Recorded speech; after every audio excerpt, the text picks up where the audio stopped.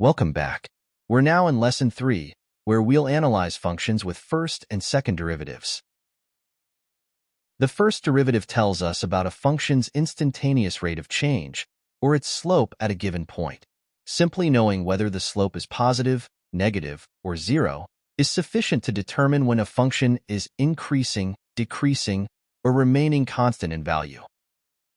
Using the graph of function f, where is f increasing? It is increasing when the path of the function is headed up and to the right. There are two separate intervals where this occurs. Those intervals are as follows. The first is from -infinity to -3.46, and the second is from 4.94 to +infinity. The sign of f prime in both of these intervals is positive because the function f exhibits a positive slope. This is the key takeaway.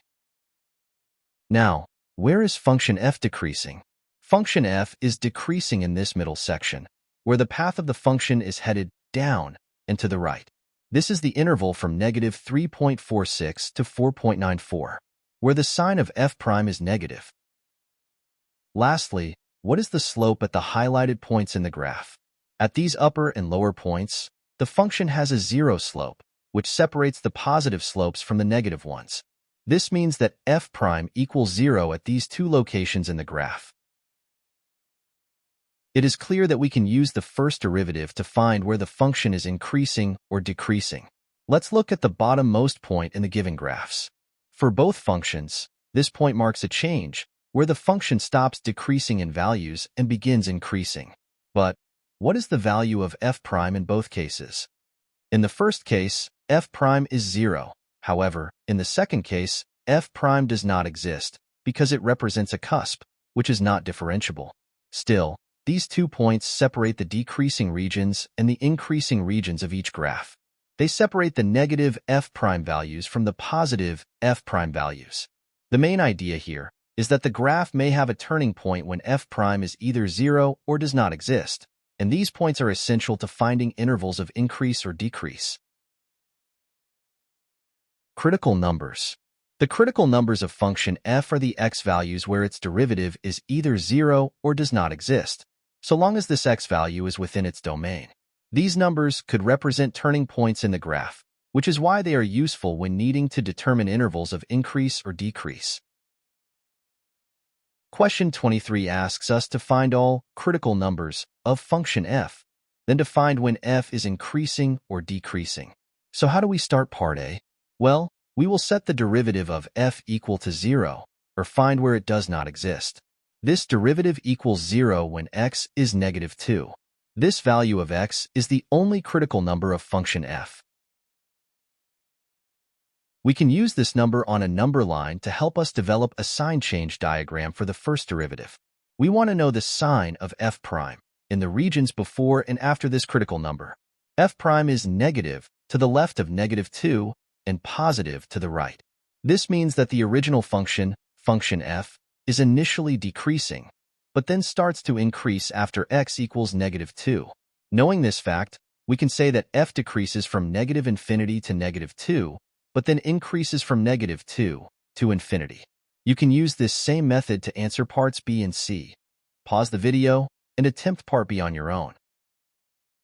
Were you able to find that the critical numbers are -1 and +2, and that the function decreases in two different regions, the interval from -infinity to -1 and the interval 2 to infinity?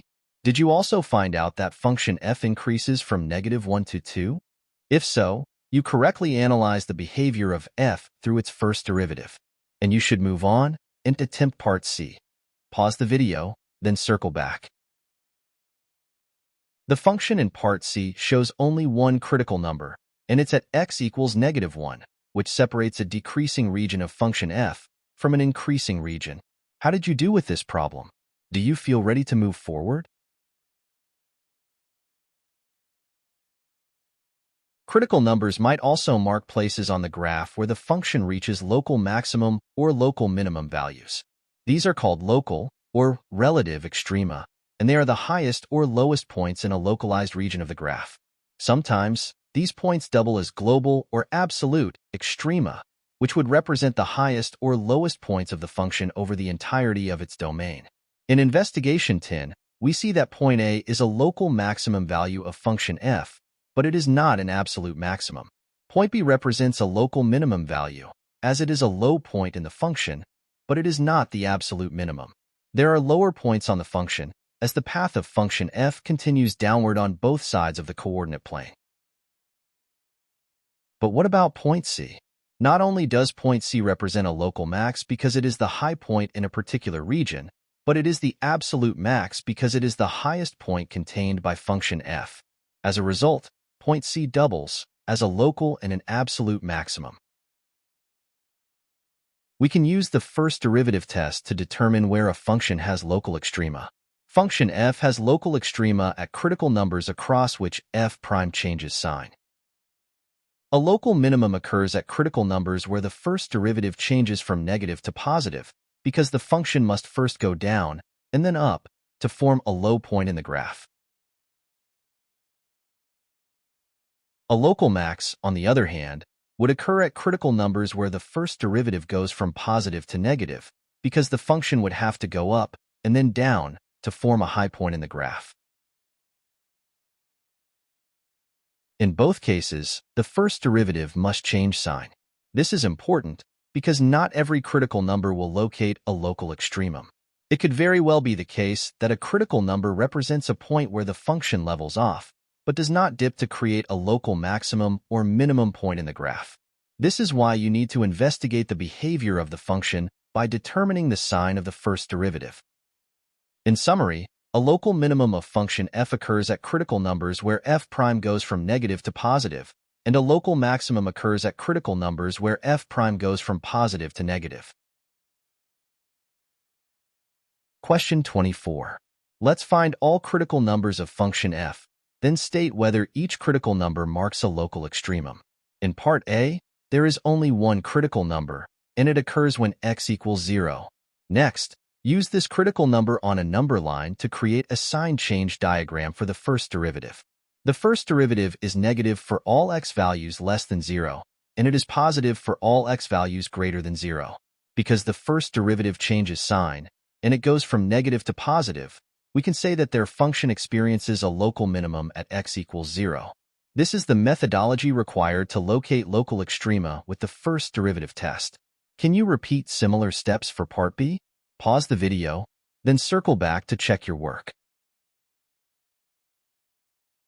The function in part B has a domain that contains x values greater than 0.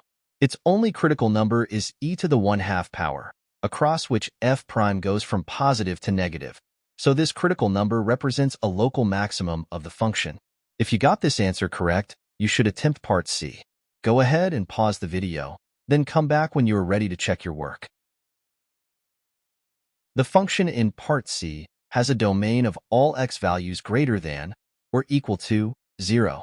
It has three critical numbers. Those are at x equals 0, x equals 3/5, and x equals 3.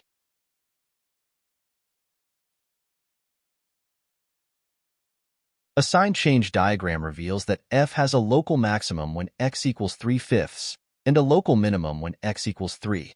If you got this as your answer, then you have successfully used the first derivative test to find local extrema. The extreme value theorem states that, for a function f that is continuous over the closed interval a to b, there exists an absolute maximum and an absolute minimum value somewhere within the interval. To find the absolute extrema, you will need to locate all local extrema inside the interval, then compare these local extrema to the endpoints of the interval. We'll do investigation 11 together. Let's first find the function value at each endpoint of the interval. Function f is -16 when x is -2, and it is 0.875 when x is 2.5. We will need these values for comparison later on. Next, let's work to find the critical numbers of function f, knowing that we will only need the critical numbers that fit inside the given interval.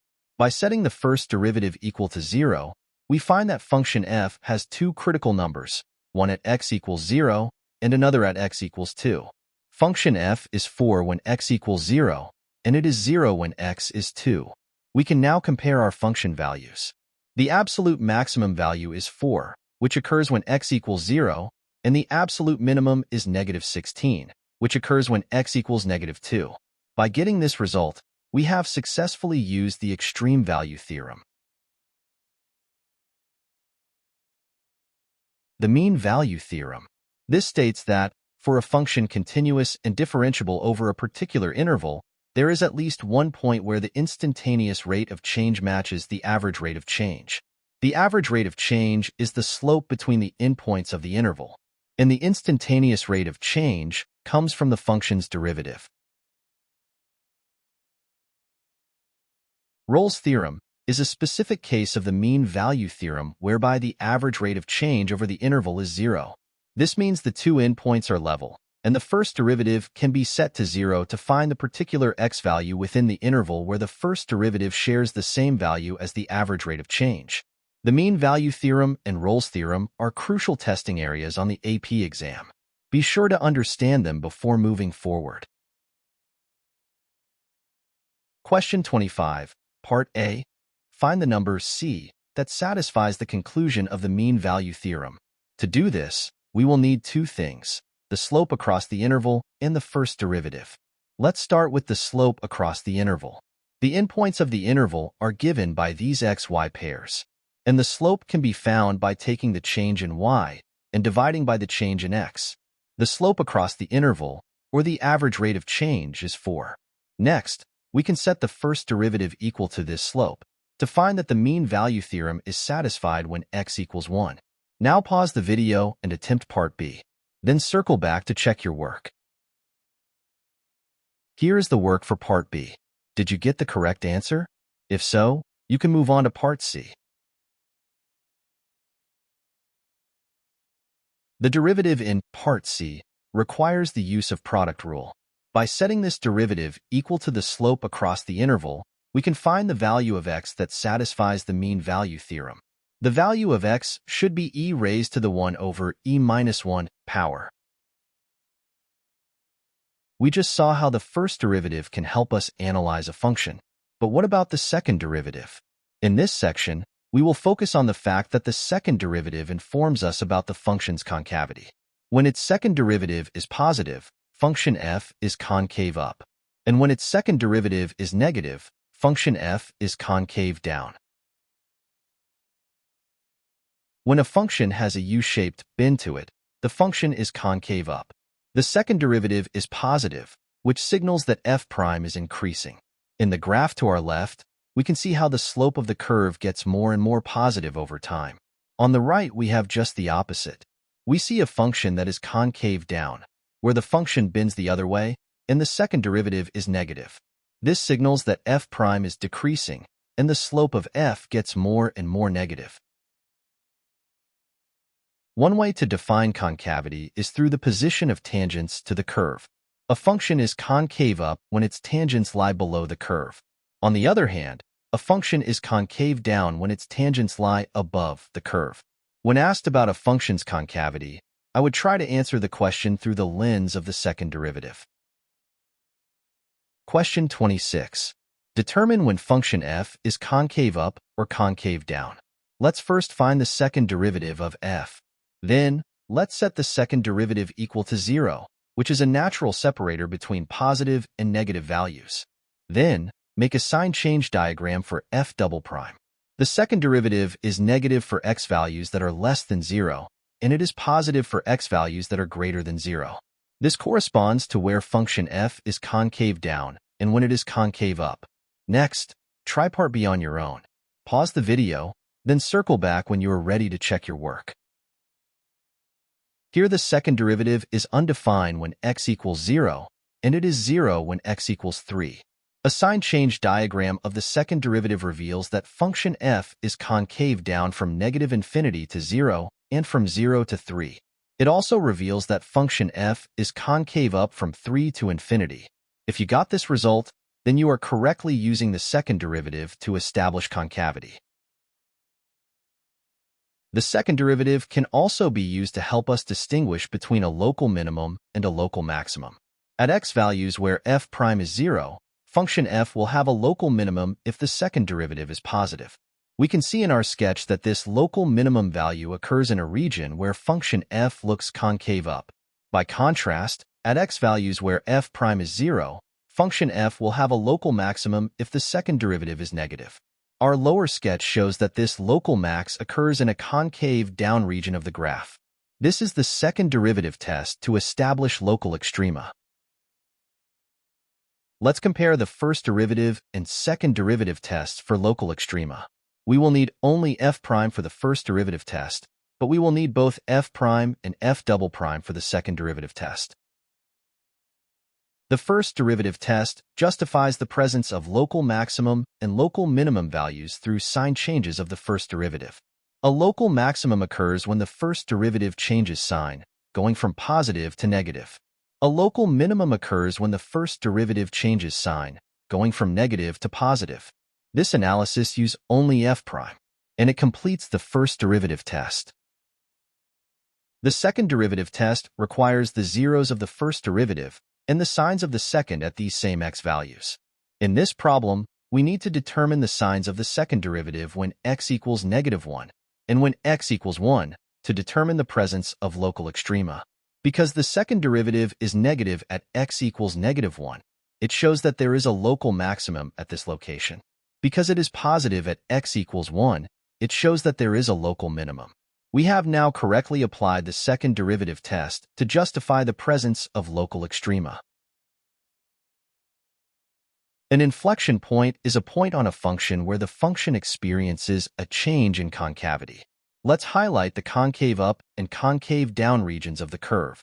There is a single point in between these regions where the graph switches concavity. Our graph shows that f changes concavity twice, so it contains 2 points of inflection. Question 28, Part A. Can you find all points of inflection for function f? We will need to use the second derivative to see where the second derivative changes sign. Remember that the second derivative signals the function's concavity, so when the second derivative changes sign, so does the concavity of the function. From our sign change diagram, we see that f experiences a change in concavity at x equals 0. This marks the location of an inflection point, so long as the function is continuous here. We can use this value of x to get the function value at this location, so that we can write the inflection point as an xy pair. Now pause the video and try to answer Part B. You should have found that function f experiences a change in concavity only at x equals 3. Just as importantly, the function is defined at x equals 3, and it has a value of 2/9. We now know the primary ways to use first and second derivatives to determine key features of a function. We will now try to sketch these functions and their derivatives in the xy plane. Let's take a look at function f above.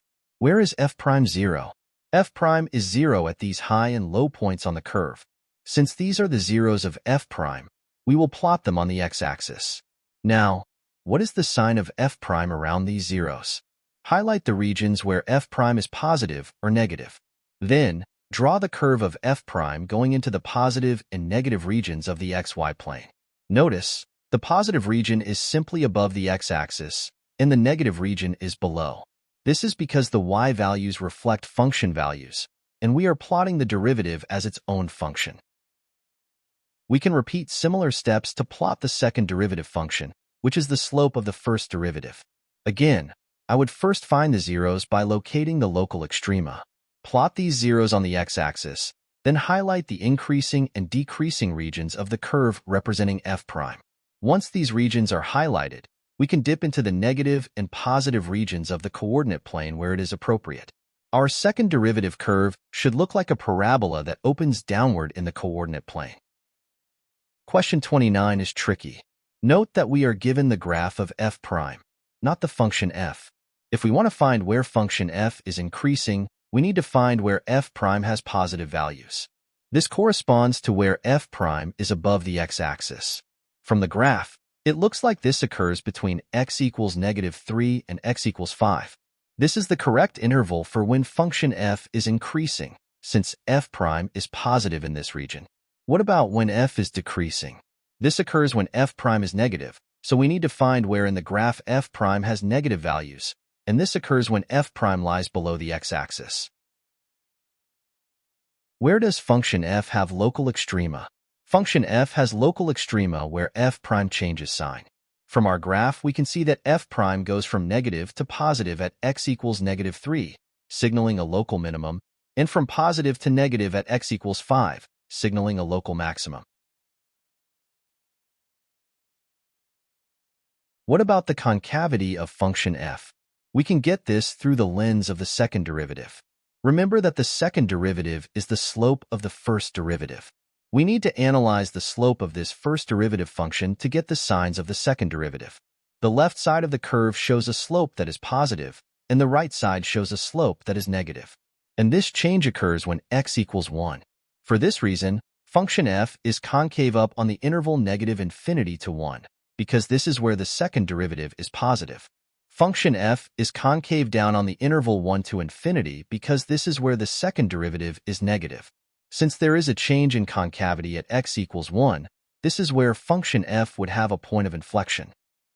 Now let's try to sketch a possible curve for function f. I would recommend drawing trend lines for the increasing and decreasing regions of f. These trend lines will help you sketch your curve in the right direction. Next, I would mark in the places that represent local extrema, as well as any points of inflection. You can then curl through these points with the correct concavity, following the direction of your trend lines. This process gives you a function for f that has all the key features that we outlined in question 29. Question 30. Here we have a graph of the second derivative, and it shows that the second derivative is always equal to some positive number. Let's say that it's staying level at +2. Since the second derivative is always positive, function f is concave up over its entire domain. Since there is no change in concavity, function f would contain no points of inflection. To sketch f prime, we need to understand the second derivative tells us about its slope. The slope of f prime, in our case, would be a constant 2, and this indicates that f prime would have to be a linear function. We can put a line with a slope of 2 anywhere in the xy plane. Where you put this line will affect your answer in part D. I'm going to keep the line here crossing through the origin, and this line of f prime will be used to determine the increasing and decreasing regions of function f. As we have drawn it, function f would be decreasing for all x values less than 0, and it would be increasing for all x values that are greater than 0. This is because f prime lies below the x-axis on the left, indicating that it has negative values. Conversely, on the right side of the graph, f prime is above the x-axis, indicating that f prime is positive. Hope you found this video helpful. I look forward to seeing you again in the next lesson.